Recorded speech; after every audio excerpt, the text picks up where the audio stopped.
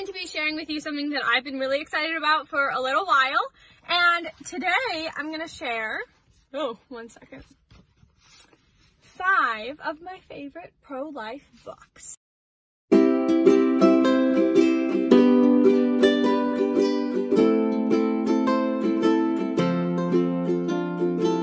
If you know me, you know that I absolutely love reading. I've always loved reading. I like reading more in the summer because I'll read by the pool or by the beach. But in the winter, it's nice because I have a long train ride to work, and I do a lot of things on the train ride, but one of the things that I like to do after work is read. And actually, it's funny, you might wonder why I'm recording this in my car. Well, the reason for that is, first of all, I love my car. I don't know about you, but I think my car is super cute. I love the seats, the color of the seats, so I think it's a pretty place to record. But the other reason is that I actually had all of these books in my car, and I was like, might as well record. So I'm recording. The first book, none of you will be surprised by. Fighting for Life by Lila Rose. This book is one of my favorite books ever.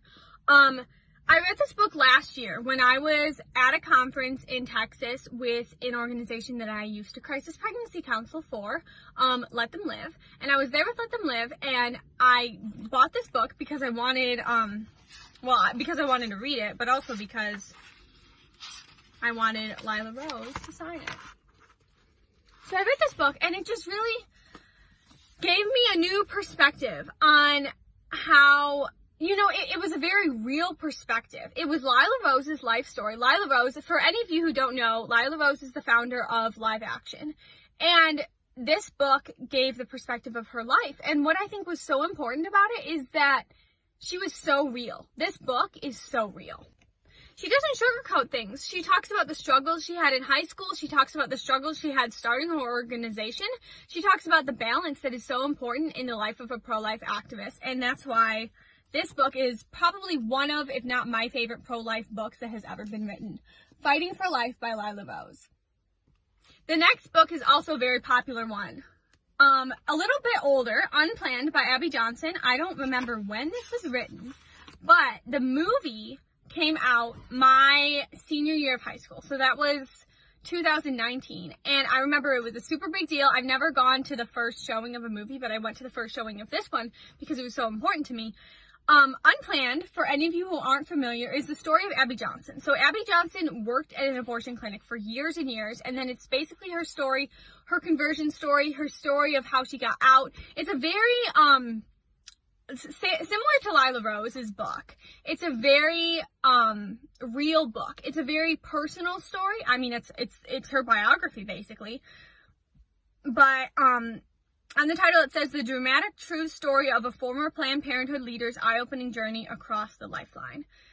And it's just so beautiful because I think that sometimes, we as pro-life people can almost make judgments about people who worked at Planned Parenthood for a good reason. They assist in killing children. Like, there's no way to sugarcoat that, but we also have to remember that they are people too. And a lot of them were doing it because they truly thought it was the right thing to do. So this book is really great. There's a movie that goes along with it. It's called Unplanned, and I definitely recommend it. This next book holds a special place in my heart because it was written by one of my college professors. This is definitely a different kind of book. Signs from a Peculiar Institution, that's what it's called. And this is the story of the Rockford abortion clinic. So there was an abortion clinic in Rockford that, this abortion clinic is the worst you could imagine. You know, there was a dead pig. It shows it on the back hanging from the windows.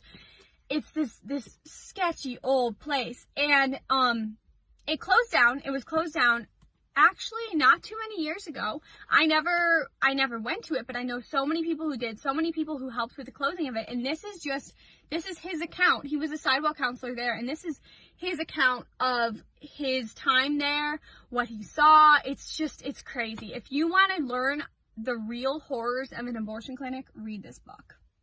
Next is, Pregnancy, crisis intervention. This is a very important book.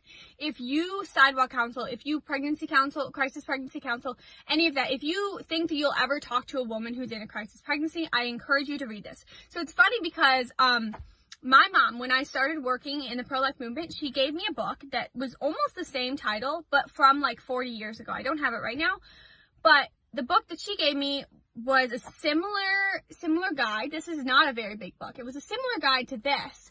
And she read it when she took phone calls for Aid for Women. And so I read this book when it was one of the things that I had to read to start crisis pregnancy counseling with Let Them Live. And it's so important because, you know, a lot of people say, and I agree with this, you know, nobody can tell you what to say to a woman. It depends on the situation. And that's true. It does depend on the situation. But it helps very much if you have guides, if you have examples. In here, it'll give you like examples of what a woman might say, what you can say to her. So this is very important if you're working directly with women. And then last but not least is this book called Unprotected. This book is so relevant in today's society, and I think it was written a while ago. I'm going to find it right now. It was written in 2006. So not too long ago, but this book is intense.